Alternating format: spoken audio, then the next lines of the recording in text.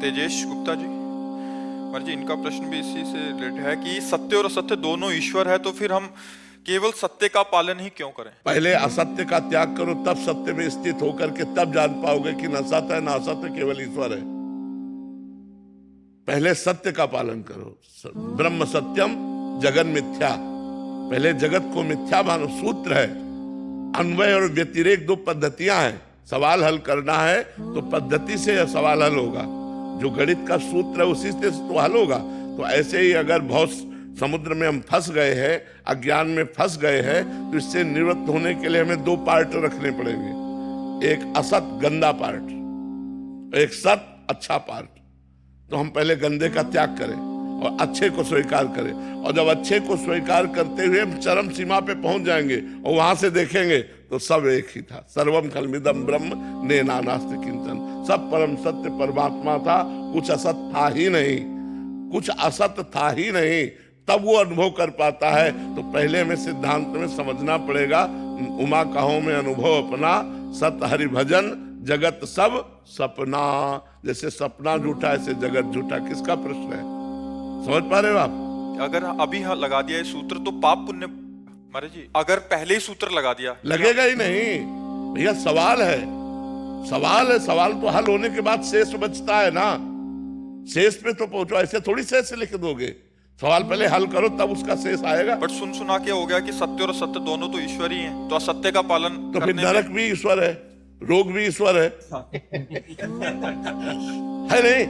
तो उस रूप में ईश्वर मिलेगा तो फिर भोगो ईश्वर को।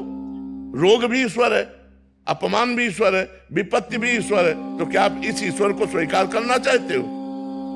है नहीं स्वीकार करना चाहते तो सत्य वाले ईश्वर को स्वीकार करो। नहीं, जेल से लेकर नरक तक लाठी डंडा रोग विपत्ति सब ईश्वर है। हमारी बात मानो ना। तो अगर इस ईश्वर को नहीं स्वीकार करना चाहते तो असत ईश्वर को छोड़िए, अभी सत्य में आइए।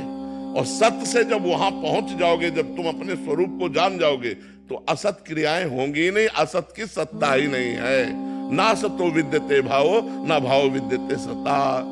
सत्य का कभी अभाव नहीं, असत है ही नहीं। जैसे हमने दूर पड़ा रस्सी देखा, अब हमें भ्रम हो गया सर्प है, अब हमें कौन बचावे? तब तक हम भयभीत रहेंगे जब तक हम उसके नजदीक न पहुंच जाए, या टार्च के द्वारा हम पक्का देख न ले। टार्च के द्वारा पक्का प्रकाश मारा, अरे यार ये तो रस्सी है, सारा भ्रम खत्म हो गया ना। तो टार्च का प्रकाश है ज्ञान, नजदीक पहुंचना है भक्ति, उपासना, उपासन। नजदीक पहुंचे तो देखा अरे यार रस्सी है, पूरा भय खत्म हो गया। डरते डरते गए, पर जब नजदीक देखा तो सारा डर खत्म हो गया, क्योंकि वो सांप नहीं था, वो रस्सी ही थी।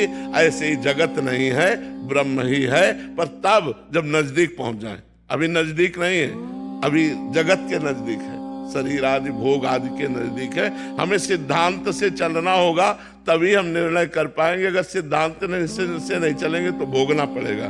फिर आपको लगेगा ईश्वर आनंद में है, फिर यहाँ आनंद क्या है? तो दुख ही दुख है। बताओ कहाँ आनंद है?